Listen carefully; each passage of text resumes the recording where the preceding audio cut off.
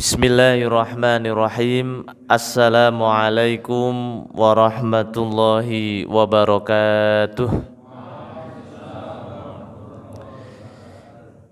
Yang terhormat pimpinan daerah pemuda Muhammadiyah beserta jajarannya, yang terhormat takmir Masjid Al-Askia ini, serta para ustadz, para alim, para sepuh, rekan-rekan pemuda yang insyaallah senantiasa dirahmati dan diridhoi Allah Subhanahu wa ta'ala. Alhamdulillah, wassalatu wassalamu ala rasulillah wa ala alihi wa ashabihi wa mawalah, amma ba'dah. Qala Allah ta'ala fi kitabihil karim, a'udzu billahi minasyaitonir rajim, walladzina amanu wa 'amilus solihati ulaika hum khairul bariyah. Shadaqallahul azim. Hadirin wal hadirat jamaah rahimakumullah. Pertama dan yang paling utama, tiada kata yang patut kita ucapkan selain puji dan syukur kehadirat Allah Subhanahu wa ta'ala yang telah mengaruniakan kepada kita nikmat hidayah, taufik serta inayahnya, sehingga kita ini dikumpulkan pada majelis yang mulia, majelis yang disebut-sebut sebagai taman-taman syurga. Semoga betul-betul menjadi saksi yang memasukkan kita kelak ke surganya Allah Subhanahu wa ta'ala. Terlebih kesyukuran itu merupakan perkara yang mulia. Bahkan Imam Al-Ghazali mengatakan setengah dari keimanan seseorang adalah bagaimana dia mensyukuri nikmat-nikmatnya. Dan pepatah mengatakan orang yang bersyukur pasti akan selalu bahagia. Sebaliknya, kalau orang itu bersyukurnya menunggu bahagia, sulit untuk bahagia, dan ketika sudah bahagia lupa untuk bersyukur. Ada seorang pemuda, ya, kita kan dengan pemuda, ya, jadi ceritanya yang pemuda-pemuda saja, ya. Di mana pemuda ini senantiasa bersyukur. Bahkan ketika dia sakit, itu pun masih bisa mengucapkan alhamdulillah. Namun alhamdulillahnya alhamdulillahi ala kulli hal. Segala puji milik Allah dalam setiap kondisi. Karena apa? Dia merasa ketika dia sakit, dia merasakan hati yang begitu tenang, begitu tentram, karena dia lebih banyak menyebut Allah Subhanahu wa ta'ala, berzikir dibanding dia menyebut selain Allah. Dan ketika dia sakit, dia merasa dia lebih khusyuk sholatnya dibanding ketika masih sehat. Sholatnya cepat-cepat, ya, lebih cepat dari ya kilat lah, karena tidak ada yang melihatnya, ya. Kemudian ketika dia sakit, dia merasa khusyuk, bahkan pengen berlama-lama sholatnya, seperti sepasang pengantin baru, pengen sehari ini 24 jam malam terus. Ini pemuda sudah nikah belum ini? Belum, ya. Semoga Allah kirimkan bidadari dari surga, ya. Namun jangan bidadari surga beneran, berarti nanti kita sudah dipanggil olehnya dulu, ya. Maka kemudian dia pun bersyukur. Namun kalau kita biasanya bersyukur kan kalau dapat nikmat dunia, materi. Kalau setelah makan enak, ya kan, makan sate kambing kenyang, baru alhamdulillah. Namun pemuda ini tidak. Bahkan semakin parah sakitnya pun sampai masuk rumah sakit masih mengucapkan alhamdulillah. Saking bahagianya karena bersyukur, ketika sembuh dia nggak mau pulang. Ternyata hatinya jatuh pada perawat PKU yang merawatnya, ya kan? Jadi ternyata bersyukur itu seringkali menjadikan musibah menjadi hikmah, membawa hikmah. Maka begitu pula apapun kondisi kita saat ini, maka kita harus senantiasa bersyukur agar kita ini bahagia. Kalau Maria Teguh mengatakan jangan lupa bahagia, maka kita pun sama, masih muda harus senantiasa bahagia, kuncinya dengan bersyukur. Hadirin wal hadirat rahimakumullah.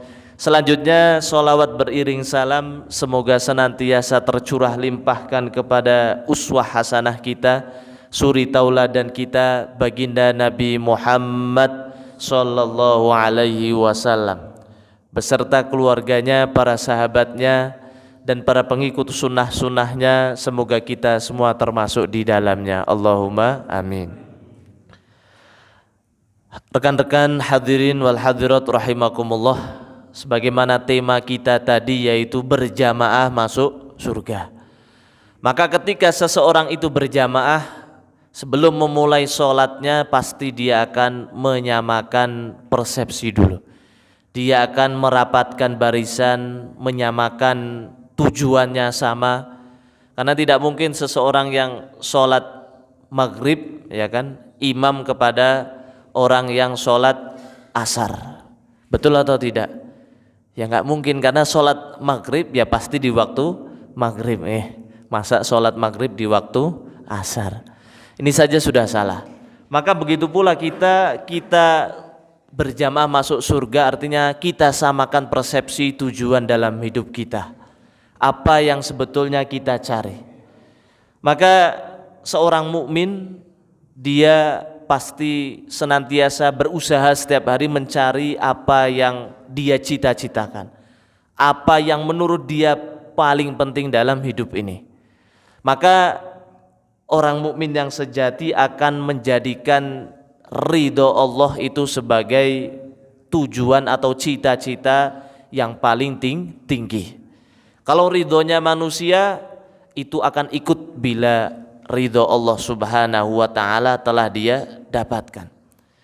Karena gelar yang terbaik bagi seorang mukmin ternyata bukan SPD, MPD, profesor, doktor.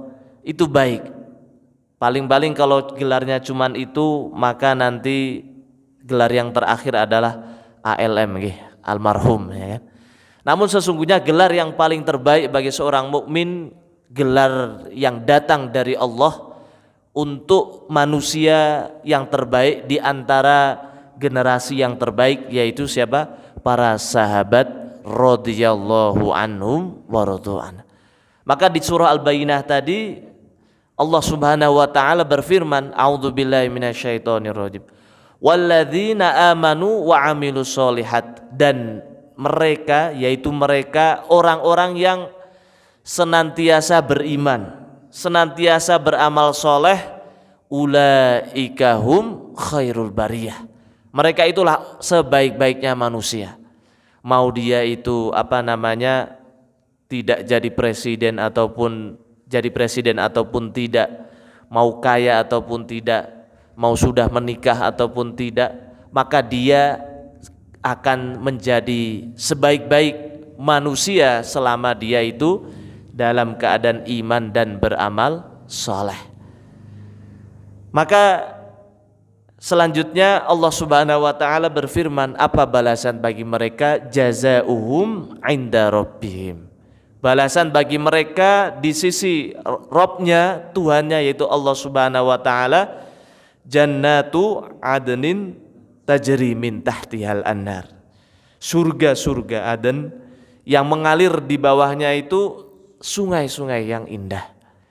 Khalidina fiha abada. Mereka di dalamnya kekal. Terus apa gelar bagi mereka? Radhiyallahu anhum wa radhu'an.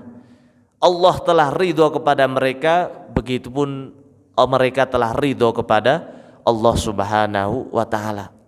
Karena dalam hidup ini, kalau kita merasa memiliki masa lalu yang mungkin banyak dosanya, mungkin yang banyak maksiatnya, namun ketika kita mendapatkan satu saja ridho Allah, maka sudah cukup untuk mendapatkan ampunan dari Allah Subhanahu wa taala.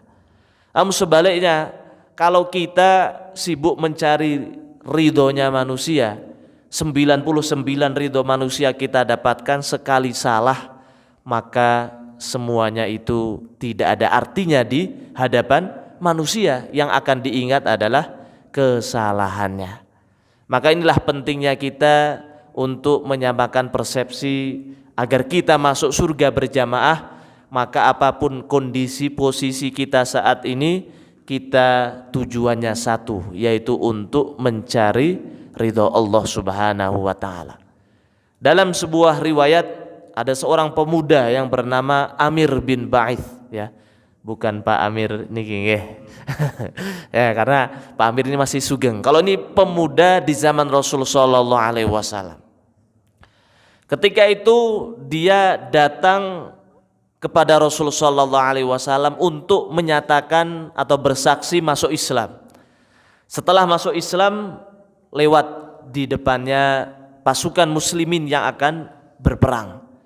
Maka Amir bin Ba'ith meminta izin kepada Rasul sallallahu alaihi wasallam untuk ikut berperang. Akhirnya diizinkan dan berperang. Baru berperang sebentar ternyata sudah gugur di medan perang.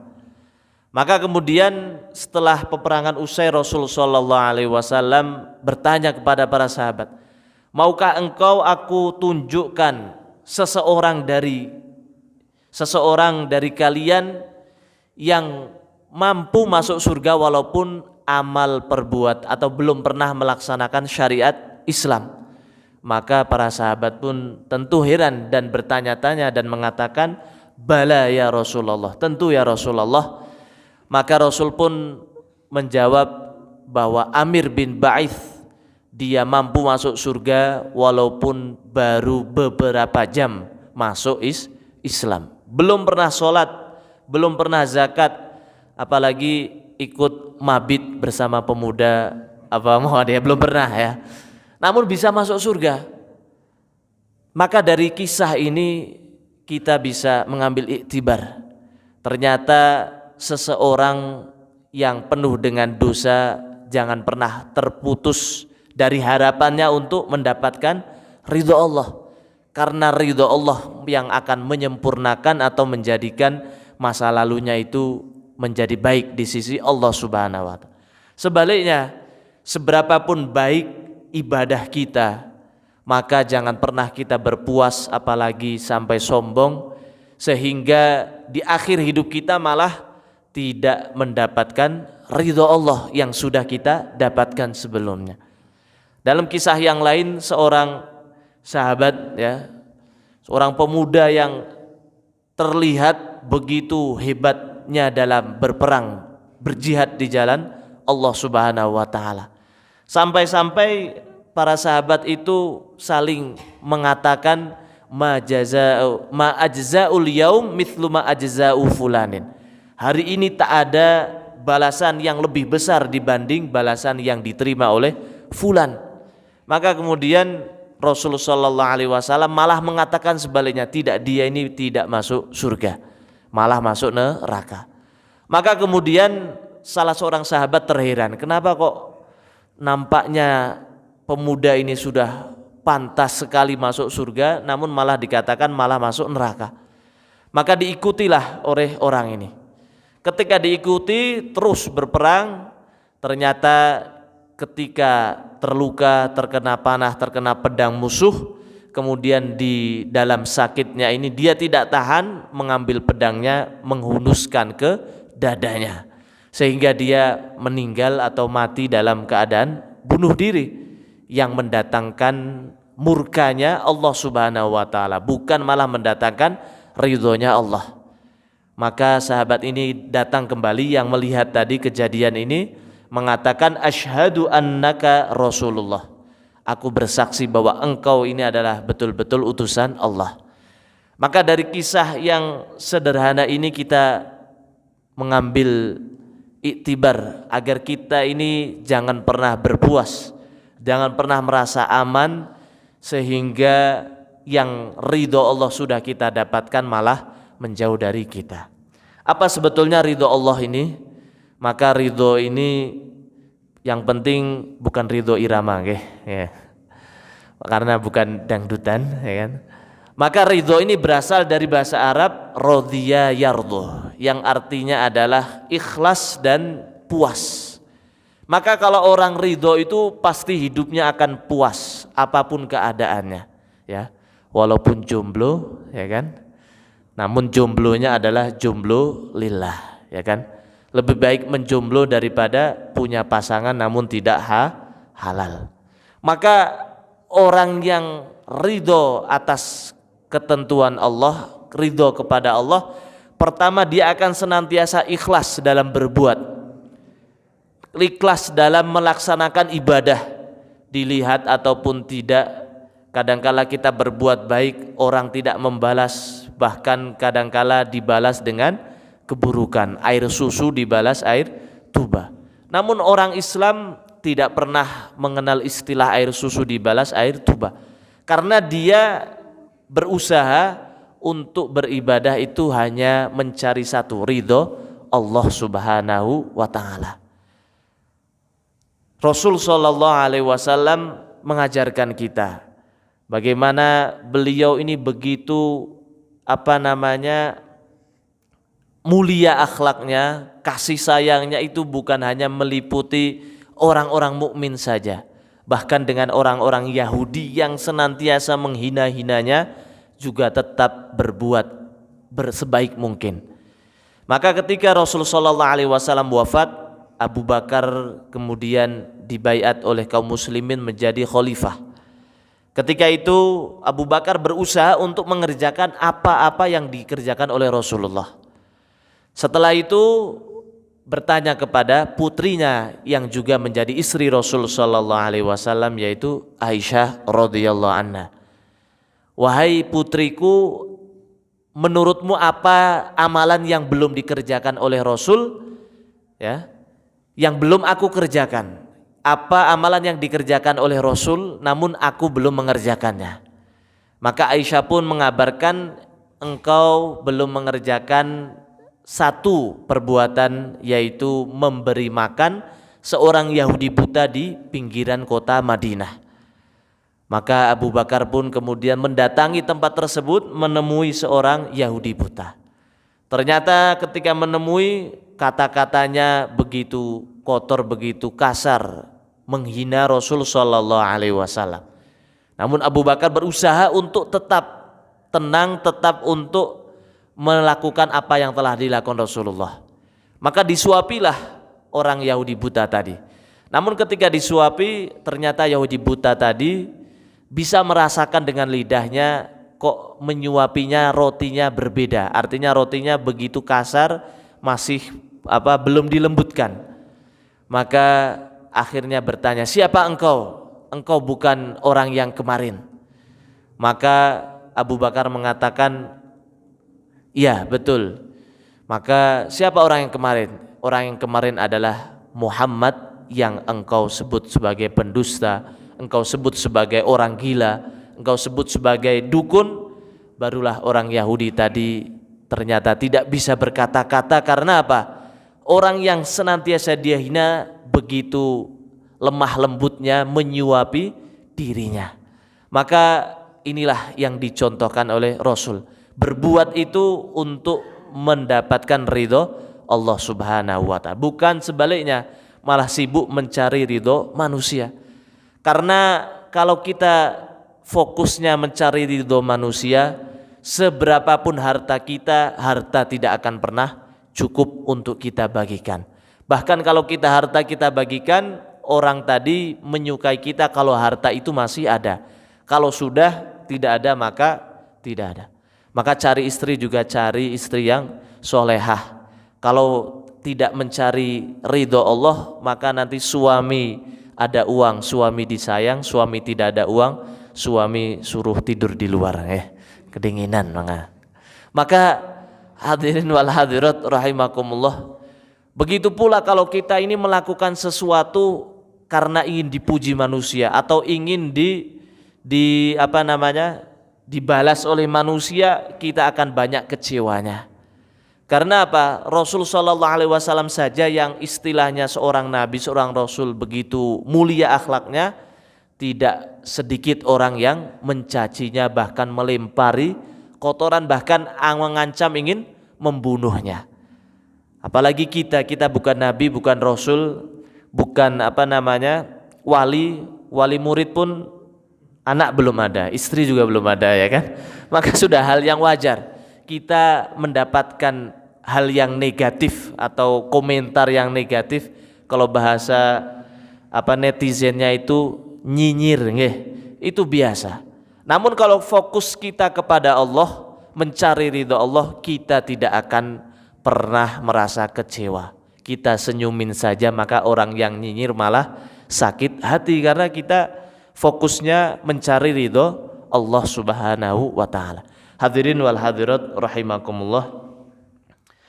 Maka Imam Syafi'i rahimahullah ta'ala mengatakan ridha Allah ghayatun la tudrak, yang artinya sibuk mencari ridha manusia, cita-cita yang tidak pernah akan tercapai atau mustahil.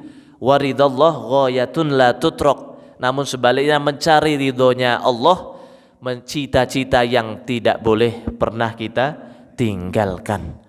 Maka pada malam hari ini yaitu kita mabit, itu juga salah satunya tidak lain untuk sibuk mencari ridho Allah Subhanahu wa taala. Dengan apa? Ya, tentu karena kita masih muda, Pak Amir pun ikut muda, karena ini kan namanya mabit pemuda, Maka insya Allah kita bisa termasuk ke dalam golongan orang-orang yang istimewa, orang-orang yang mulia ketika kita mampu mengendalikan, mengontrol, memanfaatkan masa muda kita ini dengan sebaik-baiknya.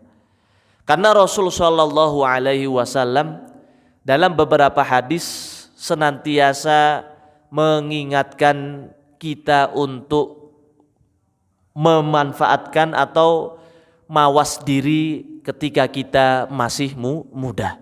Contohnya dalam hadis yang diriwayatkan oleh Imam Baihaqi, Imam Hakim dan Ibnu Abu Dunya, di mana Rasul sallallahu alaihi wasallam mewasiatkan kepada kita igtanim khomsan qabla khomsin, memanfaatkan 5 peluang kesempatan emas sebelum 5 perkara yang lainnya. Yang pertama adalah syababaka qabla haromika, masa mudamu untuk sebelum datang masa tuamu.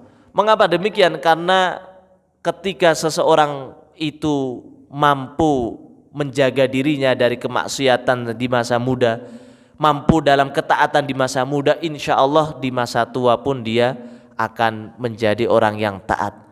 Sebaliknya kalau misalnya masa mudanya sudah penuh maksiat, tidak mau berbuat baik, tidak mau taubat, masa tuanya ada kesempatan namun tidak sebesar orang yang muda yang senantiasa dalam ketaatan. Dalam hal yang lain, di mana Rasulullah sallallahu alaihi wasallam menjamin atau bersabda mengabarkan bahwa 7 golongan yang istimewa, yaitu salah satunya orang-orang atau pemuda syabun nasya'a fi ta'atillah, seorang pemuda yang mampu tumbuh atau berkembang sampai dia tua itu tetap dalam ketaatan kepada Allah. Maka orang-orang ini mampu mendapatkan perlindungan naungan dari Allah ketika hari tak ada perlindungan dari Allah Subhanahu wa taala. Begitu pula ketika Rasulullah sallallahu alaihi wasallam mengabarkan kisah atau kejadian-kejadian di akhirat kelak, di mana ketika manusia dibangkitkan dari kuburnya kemudian dikumpulkan di padang mahsyar, maka Rasul sallallahu alaihi wasallam mengabarkan la yazalu qadama 'abda yaumal qiyamah 'inda rabbih hatta yus'alu an arba'in. Tidak akan beranjak satu kaki pun seseorang di hadapan Allah kelak di akhirat kecuali telah ditanya 4 perkara. Yang pertama adalah an umrihi fima afna, tentang umurnya untuk apa dia gunakan. Yang kedua wa an syababihi fima ablah, dan masa mudanya untuk apa dia habiskan, ya. Apakah dia berfoya-foya, ya. Kalau berfoya-foyanya itu di masjid, ya kan? Foya-foya atau tidak di masjid itu, ya. Foya-foyanya adalah untuk sedekah, untuk membantu fakir miskin. Itu insya Allah foya-foya yang membawa ke surga, ya. Hidup foya-foya, mati masuk surga, ya. Maka ini menandakan bahwa Rasul Shallallahu Alaihi Wasallam menekankan kepada kita pentingnya ini masa muda. Maka alhamdulillah malam hari ini kita dikumpulkan untuk sama-sama meningkatkan keimanan ketakwaan kita di masa muda ini, ya. Kemudian selanjutnya dalam mabit ini kita nanti pasti akan sholat malam, ya kan? Karena sholat itu merupakan tiang agama. Sholat merupakan satu-satunya syariat yang Allah turunkan kepada Rasulullah SAW tanpa melalui malaikat Jibril alaihissalam. Berbeda dengan perintah-perintah mengenai zakat, mengenai puasa, mengenai haji, itu diturunkan melalui malaikat Jibril di dunia. Namun sholat Allah turunkan di langit ketika Rasul Sallallahu Alaihi Wasallam sedang mi'raj dari Masjidil Aqsa ke Sidratul Muntaha di langit yang ke-7. Maka kalau dari segi hukum fikih pun sama. Sholat ini satu-satunya rukun Islam yang tidak boleh digantikan. Kalau orang nggak bisa haji atau belum mampu maka tidak wajib baginya haji. Orang yang sudah tua renta atau sedang sakit tidak tahu kapan sembuhnya, maka boleh baginya untuk membayar fidyah pengganti dari puasanya. Orang yang tidak mampu zakat, ya cukup dia menzakati dirinya sendiri. Namun orang yang sholat dalam keadaan apapun, maka dia wajib sholat. Tidak bisa berdiri, boleh dengan duduk. Tidak bisa duduk, boleh dengan berbaring. Tidak bisa berbaring, maka cukup dengan isyarat apa yang dia bisa. Apa, mungkin cukup dalam hati atau cukup dengan kedipan mata kalau memang tidak bisa apa-apa. Kalau tidak bisa lagi, ya berarti minta disolatkan mawon, ya kan? Itu artinya apa? Orang yang tidak mau sholat berarti dia minta disolatkan. Hadirin wal hadirat rahimakumullah. Lalu selanjutnya ternyata sholat ini bukan hanya sekedar kita melaksanakan perintah Allah, namun di dalamnya ada pendidikan yaitu kedisiplinan. Di mana Rasul Shallallahu Alaihi Wasallam suatu ketika ditanya oleh salah seorang sahabat yang bernama Ibnu Mas'ud radhiyallahu anhu, "Ya Rasulullah, ayyu amalin ahabbu ilallah ta'ala?" Amalan apa yang paling dicintai oleh Allah Subhanahu wa ta'ala? Bayangkan, karena Ibnu Mas'ud ini seorang yang ahli, ya termasuk kalangan sahabat yang istilahnya ulamanya para sahabat bisa dikatakan. Dia bertanya kepada Rasulullah sallallahu alaihi wasallam, amalan apa yang paling dicintai? Karena dia yakin bahwa tidak mungkin kita ini bisa melaksanakan semua amalan yang wajib dan sunnah. Maka orang yang cerdas akan senantiasa memprioritaskan yang terbaik di antara yang baik. Maka kemudian Rasul sallallahu alaihi wasallam menjawab, ternyata amalan yang paling baik bukan haji. Amalan yang baik bukan jadi presiden atau apa. Ternyata amalan yang baik yang pertama adalah as-sholatu ala waqtiha. Salat di awal waktu atau tepat waktunya. Kalau ada seorang pemuda sukses dari bisnisnya memang hebat, namun masih kalah hebat dengan seorang pemuda yang mampu menjaga sholat 5 waktunya tepat waktu, apalagi dengan berjamaah. Ini baru hebat. Kemudian kalau ada orang seorang pemuda jadi doktor atau jadi profesor, ya, itu sekarang sudah jadi hal yang biasa. Namun kalau ada seorang pemuda yang mampu sholat 5 waktu berjamaah, ya, terutama yang putra ini, maka itu barulah luar biasa. Itu yang dikagumi oleh para penduduk langit. Itulah orang yang mulia yang sesungguhnya. Hadirin wal hadirat rahimakumullah. Kemudian yang kedua, tsumma ayyun qala. Kemudian apa ya Rasulullah?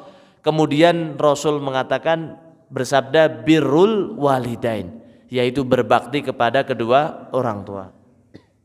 Maka kita ini yang merasa masih memiliki orang tua, jangan sampai kita menyakiti atau dengan sengaja membuat orang tua kita ini sakit hati karena ucapan atau tingkah laku kita.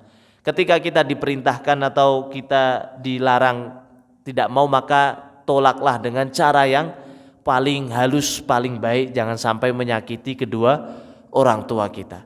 Terlebih kalau kita mau sukses, orang yang besar ya, orang yang hebat di masa depan itu adalah orang yang menjadikan kedua orang tuanya seperti raja. Maka Allah akan jadikan dirinya menjadi seperti raja pula di dunia, apalagi di akhirat yang selama-lamanya. Maka ini yang penting yang kedua. Kemudian terakhir adalah al-jihadu fisabilillah, jihad di jalan Allah. Lalu bagaimana kita sekarang sudah tidak ada jihad? Apalagi jangan sampai kita ini mudah terpengaruh ya. Itu tahun kapan ya? Ketika saya masih kuliah di Pakistan itu ada namanya gerakan ISIS. ISIS itu adalah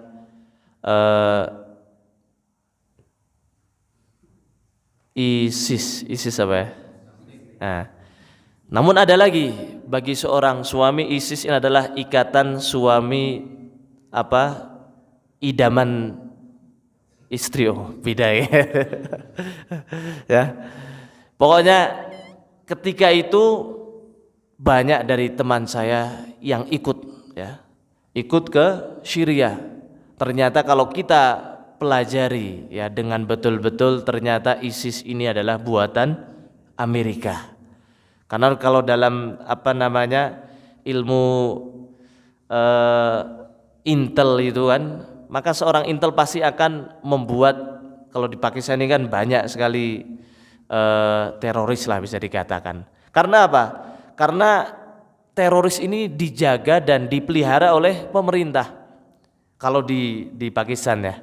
Karena apa? Ketika ada perkumpulan atau ada teroris yang hidup, maka mudah bagi pemerintah untuk menyetir atau memantau mudah. Namun kalau tidak ada, maka pemerintah akan susah nanti untuk menyetirnya. Maka begitu pula lah ISIS ini salah satunya untuk memudahkan Amerika dan sekutunya dan negara lain untuk menyetir orang-orang muslimin yang militan seperti itu. Maka kita seorang pemuda juga harus cerdas ya.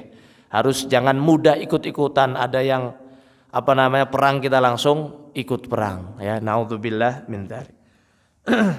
Maka sebetulnya Rasul sallallahu alaihi wasallam ketika pulang dari sebuah peperangan jihad, beliau mengatakan roja'na minal jihadil asghar ila jihadil akbar. Sungguh kita ini baru pulang dari jihad yang besar menuju jihad yang kecil menuju jihad yang paling besar atau lebih besar, yaitu apa? Jihadu hawan nafas, yaitu jihad melawan hawa nafsu kita. Terutama yang masih muda kan, namanya nafsu kita masih begitu besar ya kan. Kemudian tenaga kita masih kuat. Kemudian waktu kita masih lebih banyak dan seterusnya. Maka Ali radhiyallahu anhu mengatakan, ketika kita ingin melihat kualitas iman seseorang, lihatlah ketika dia itu sendirian. Karena ketika sendirian, nafsu atau ridha Allah yang akan kita ikuti.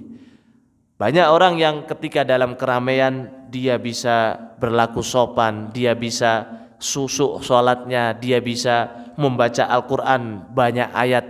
Namun ketika di kesendirian kita tidak tahu apa yang mereka lakukan, yang tahu hanya dirinya dan Allah Subhanahu wa ta'ala.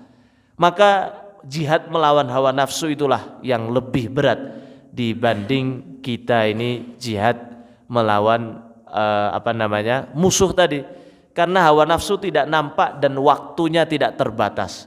Kalau jihad di peperangan jelas musuhnya orang-orang kafir. Waktunya jelas, kalau perang selesai maka waktu jihad selesai. Namun kalau jihad melawan hawa nafsu seumur hidup kita. Selama kita masih hidup maka jihad melawan hawa nafsu itu terus ada. Terlebih sekarang ya kan, kadangkala malam minggu seperti ini kan, teman-teman kita mungkin memosting sedang ngedate atau sedang pacaran atau sedang berduaan dengan ya gundurwo atau apa ya kan. Maka kadangkala yang tidak punya pasangan diejek, kamu jomblo ya mas, gitu kan. Kita kadangkala kalau kita masih tersinggung atau kita masih merasa kecil hati, berarti kita salah. Karena apa? Justru orang-orang yang seperti itu, maka kalau ada orang pacaran itu kadangkala kasihan. Kasihannya apa? Setiap dia bonceng, setiap dia berkholwat ya kan, bahkan sampai mungkin pegang tangan dan lain sebagainya, maka berapa dosa yang dia kumpulkan.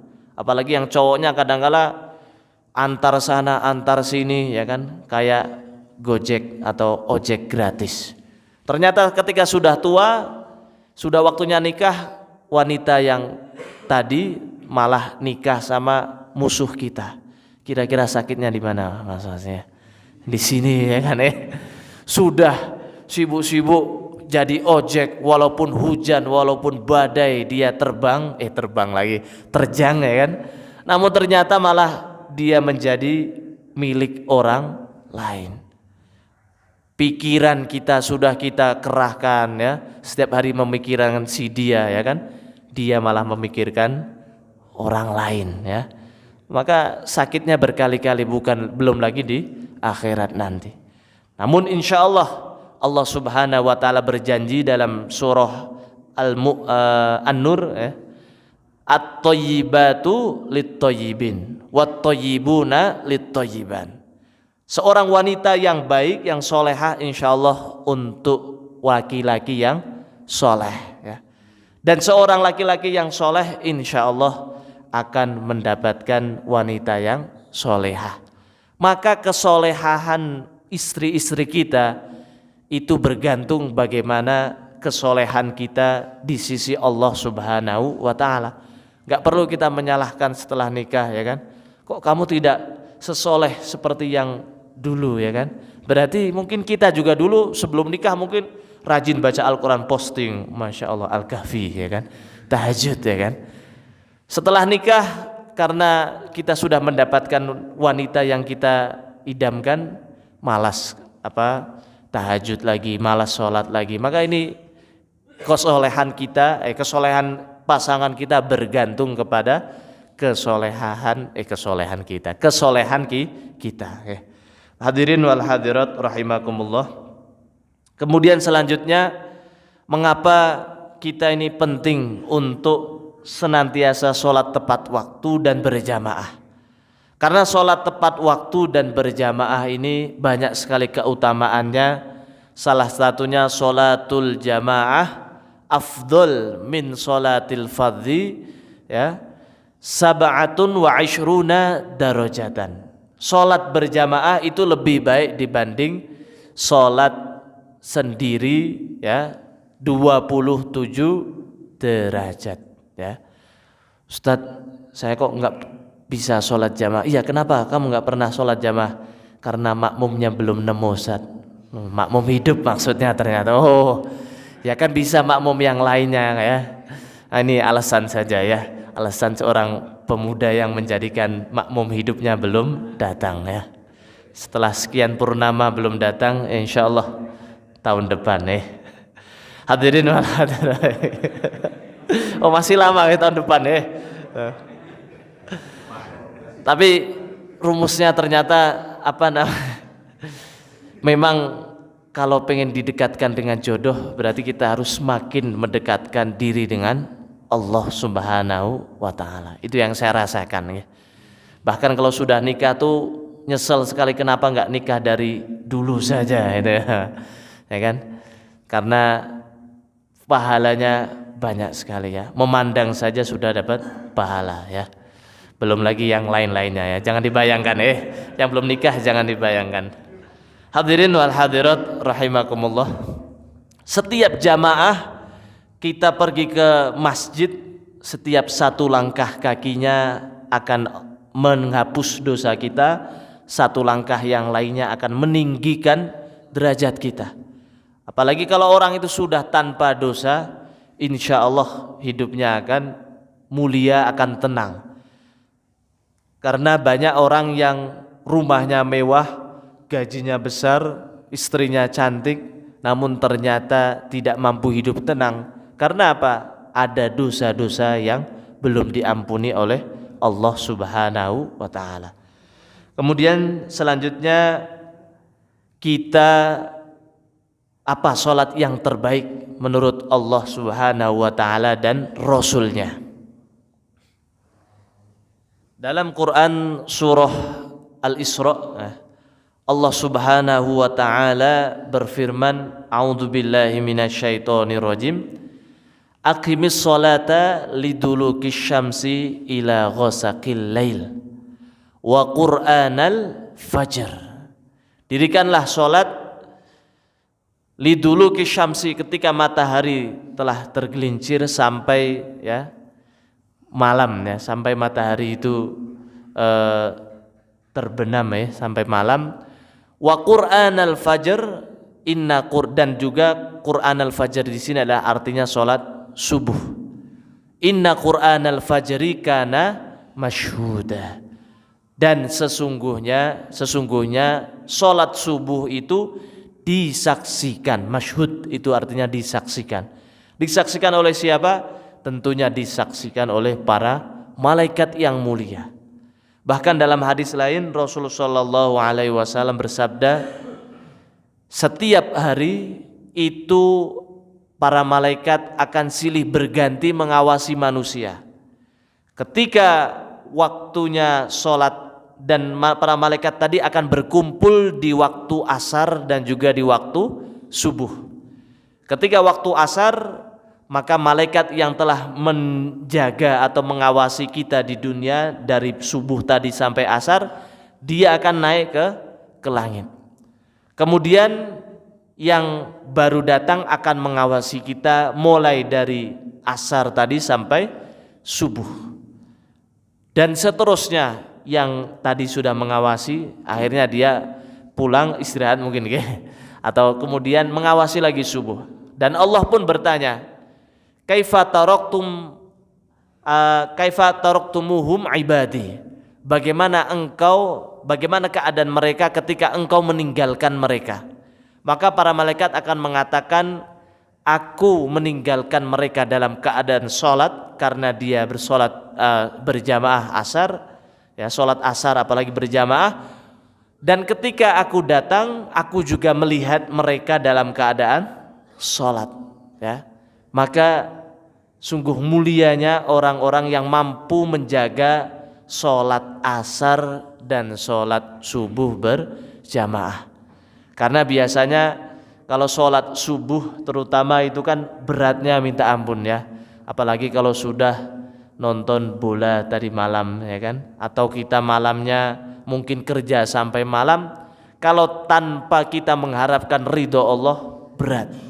Pasti berat ya kan. Lebih enak kemulan selimut ya kan. Apalagi kalau selimutnya yang bisa kentut ya.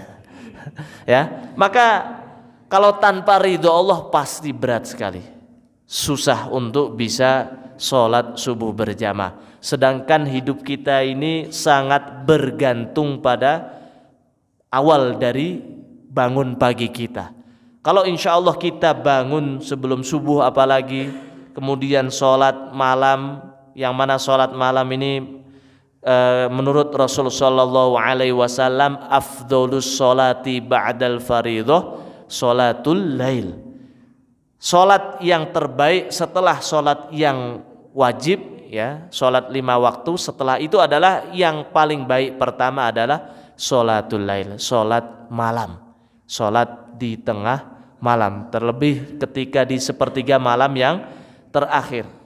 Saya buktikan sendiri, baik dari saya sendiri atau ketika di pondok ya, di SMP Muhammadiyah ini yang biasanya nggak sholat malam, kemudian tahu-tahu kita adakan sholat malam mulai sekarang contohnya, maka anak-anak menjadi mudah untuk diatur, menjadi semangat untuk belajarnya, menghafalnya juga lebih banyak lancarnya daripada tidak lancarnya. Karena apa? Tadi mereka mengawali pagi dengan sebuah rutinitas yang indah, bahkan yang bernilai ibadah di sisi Allah Subhanahu wa taala. Berbeda kalau kita ini bangunnya subuh, kadang-kadang subuhnya juga dijamak dengan duha subha karena sudah matahari terbit kan, jadinya subuh duha ya kan, subha.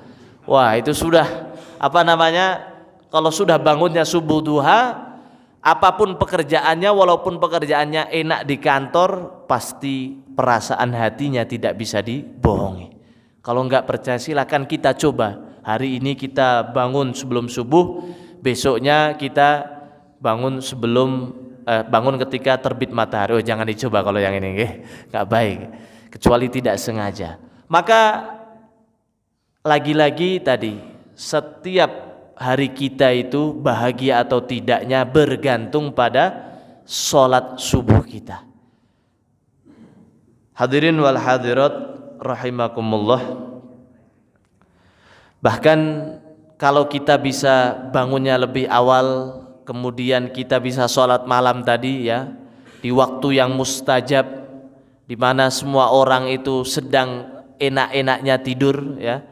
Dalam hadis lain Rasul sallallahu alaihi wasallam diberikan wasiat oleh malaikat Jibril, ya Muhammad, syaraful lail, syaraful mar'i qiyamuhu bil lail. Sesungguhnya kemuliaan seseorang itu nampak pada qiyamul lailnya. Kalau kita ingin menjadi orang yang mulia, maka perbanyaklah qiyamul lail. Insyaallah mulia di dunia, apalagi di akhirat yang selama-lamanya. Kemudian hadirin wal hadirat rahimakumullah, kalau kita sudah bangun lebih awal, pasti kita akan mampu sholat qobliyah subuh tadi ya. Sholat qobliyah subuh, apalagi kalau hari Jumat, ini termasuk dari sholat sunnah yang terbaik, yaitu sholat qobliyah subuh di hari Jumat. Rasul sallallahu alaihi wasallam bersabda, sholatul fajri ya, rok'atal fajri ya, khairum minad dunya wa ma fiha. 2 rakaat sebelum sholat subuh, qobliyah subuh, itu lebih baik dibanding dunia dan seisinya. Bayangkan dunia yang setiap hari kita kejar-kejar, itu pun dapatnya belum ada seberapanya. Namun sholat subuh yang sudah jelas-jelas lebih baik dari dunia dan seisinya, malah seringkali kita tinggalkan.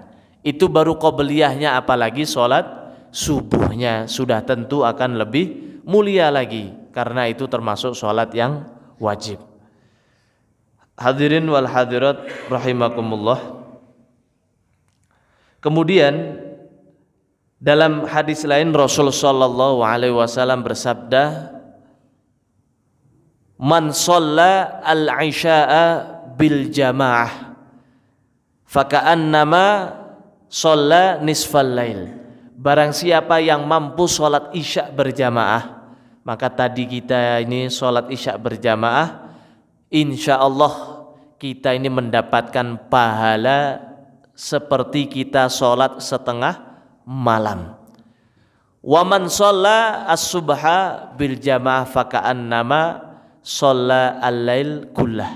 Dan barang siapa yang mampu menambah lagi dengan sholat subuhnya berjamaah juga, dan insya Allah besok kita ini berjamaah lagi, maka sama pahalanya seperti kita ini sholat 1 malam utuh atau 1 malam sempurna tanpa tidur. Padahal kita tetap tidur, padahal kita tetap makan minum namun karena sholat subuh berjamaah dan sholat isya berjamaah, maka kita mampu mendapatkan keutamaan, yaitu sholat pahala sholat malam seutuhnya.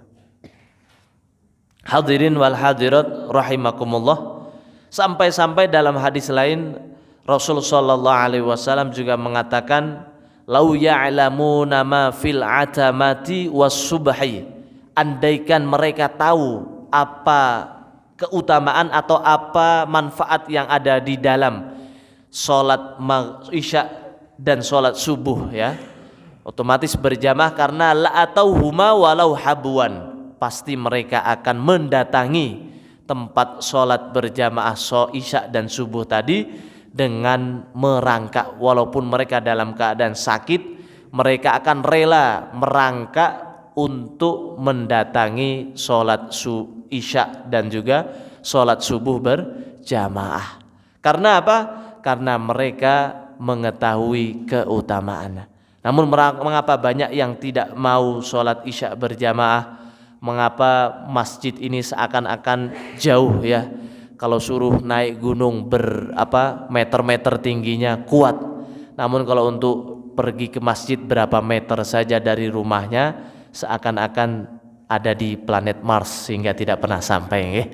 Maka usikum wa iyaya, mulai sekarang, ya, jadilah pemuda yang betul-betul cerdas di sisi Allah dan Rasulnya.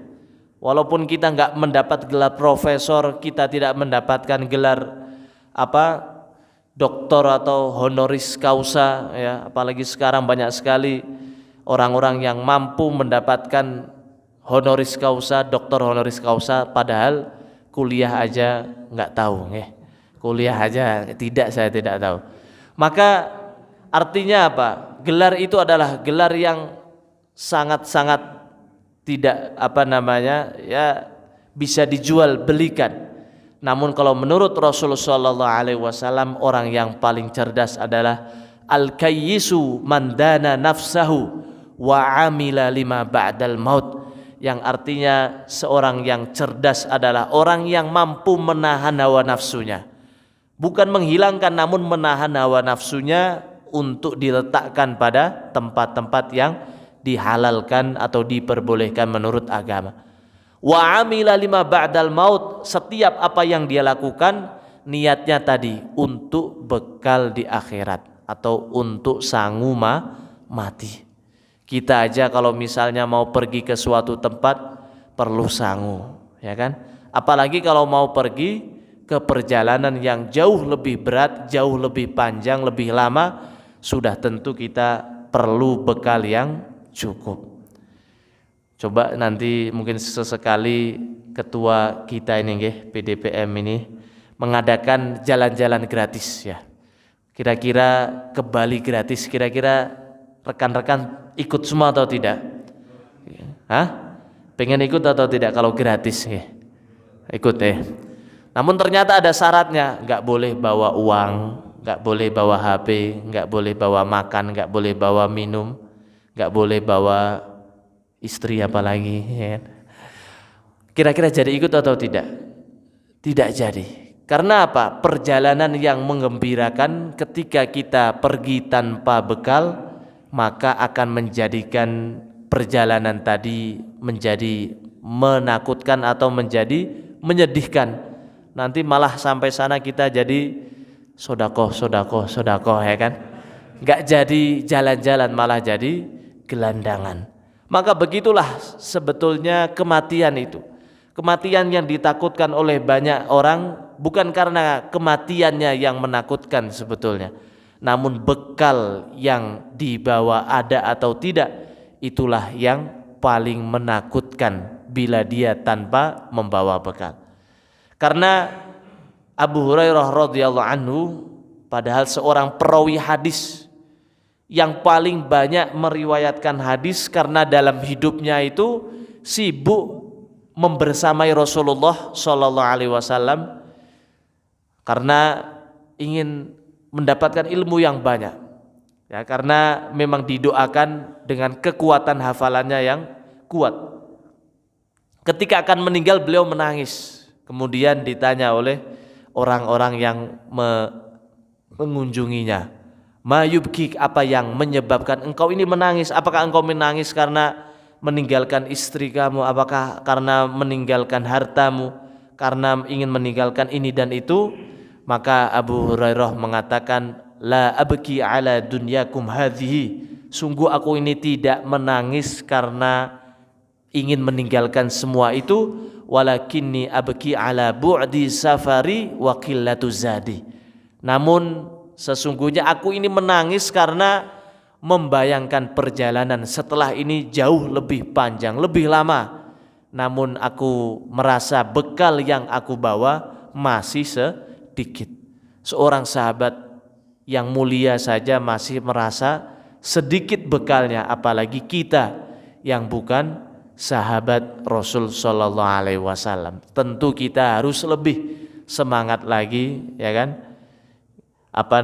Untuk menyiapkan diri kita untuk perjalanan yang lebih jauh.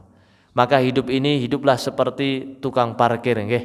Kalau tukang parkir itu kan semakin banyak mobil tidak sombong, kalau sore mobilnya diambil tidak sedih, ya kan? Malah seneng, ya kan? Karena dapat uang parkir, ya kan?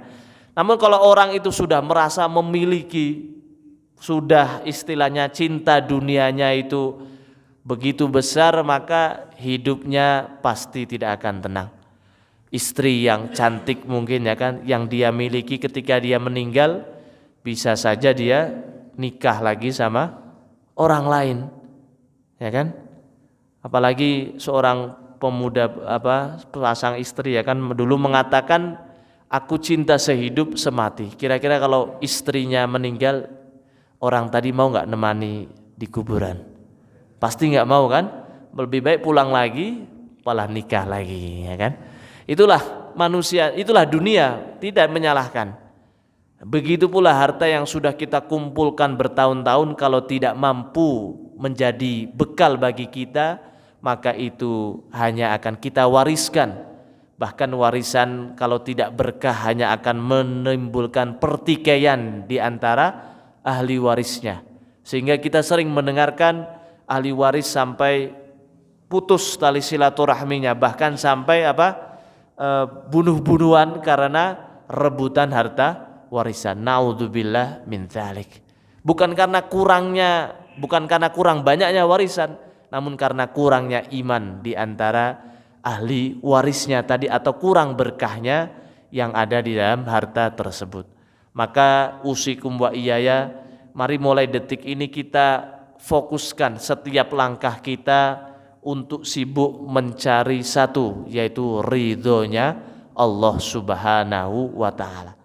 Manil tamasa ridallah bisa khotin nas, barang siapa yang sibuk mencari ridho Allah, walaupun ada orang yang tidak suka, ada orang yang istilahnya membencinya, namun kalau dia sibuk mencari ridho Allah, radhiyallahu anhu wa ardon nasa anhu, Allah akan ridho kepada dirinya, dan Allah lah yang akan jadikan manusia itu ridho kepada dirinya.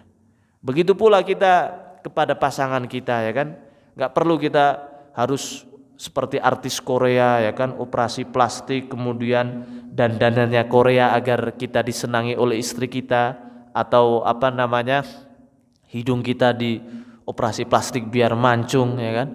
Padahal kalau kita pesek pun alhamdulillah, kita orang pesek katanya lebih lama atau lebih panjang umurnya, ya kan, karena nafasnya kan ngirit sedikit ya. Kalau yang istilahnya mancung kan ini hanya canda saja, ya. Hadirin wal hadirat rahimakumullah. Terlebih kalau kita dalam mendakwahkan kepada orang-orang di sekitar kita, pasti akan banyak pertentangan, apalagi kalau perkara tadi sudah menjadi adat istiadat. Namun kita tidak perlu berkecil hati, kita nggak perlu kecewa, karena yang kita tuju hanya Allah Subhanahu wa ta'ala. Termasuk ketika kita menasihatkan bahkan keluarga dekat kita, anak istri kita, ketika berbuat salah kita nasihati, kadangkala tidak terima, maka kita pun nggak perlu marah, nggak perlu merasa kecewa. Karena Nabi Nuh saja yang umurnya 950 tahun kurang lebih, ya kan? Dalam Al-Qur'an disebutkan walaqad arsal nuhan ila bani mi'atu, lupa saya. Maka 950 tahun yang beliau setiap malam, setiap siang berdakwah menyampaikan kebaikan. Qala rabbi inni da'autu qaumi laila wa nahara. Kata Nabi Nuh alaihissalam, Allah mengisahkan dalam surah Nuh, Rabbi inni da'autu, wahai Tuhanku, sesungguhnya aku ini telah berdakwah, menyampaikan, mengajak kepada umatku laila wa nahara, setiap malam dan juga setiap siang, artinya terus setiap hari. Falam yazidhum du'ai illa firara, namun tidak bertambah kepada mereka kecuali apa? Malah menjauh, malah menghindar. Apakah kemudian Nabi Nuh mengatakan kepada Allah, ya Allah sudahlah aku tak pensiun mawon, purna mawon? Kan tidak. Namun Nabi Nuh tetap terus berdakwah, karena yang dia cari bukan berapa banyak orang yang mengikutinya, bukan berapa banyak orang yang mendapatkan menerima ajarannya, namun yang beliau cari adalah ridho Allah subhanahu wa ta'ala. Maka insya Allah kalau orang ini sibuk mencari ridho Allah, hidupnya akan senantiasa puas, senantiasa senang. Namun sebaliknya kalau dia sibuk mencari ridho selain Allah, pasti dalam hidup ini akan banyak kecewanya. Mungkin itu saja yang bisa saya sampaikan. Semoga bisa, yang sedikit ini bisa kita amalkan sehingga menjadi bekal kita untuk di akhirat kelak. Allahumma amin. Aqulu qawli hadza astaghfirukum wa billahi taufiq wal hidayah. Assalamu alaikum warahmatullahi taala wabarakatuh.